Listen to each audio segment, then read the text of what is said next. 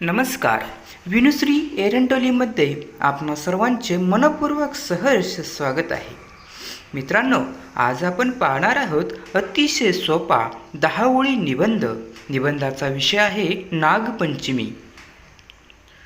नागपंचमी हा हिंदू धर्मातील एक पवित्र सण आहे. हा सण श्रावण महिन्यातील शुद्ध पक्षातील पंचमी दिवशी साजरा केला जातो.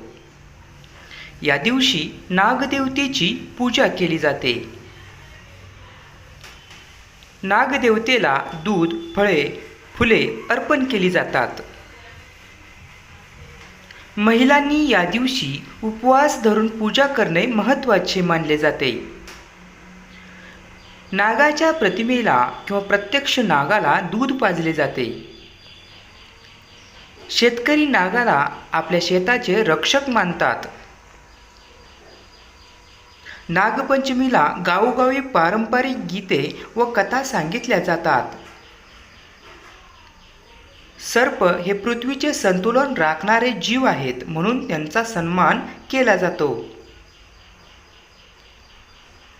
हा सण आपल्याला निसर्गप्रेम व जीवसृष्टीचे महत्त्व शिकवितो.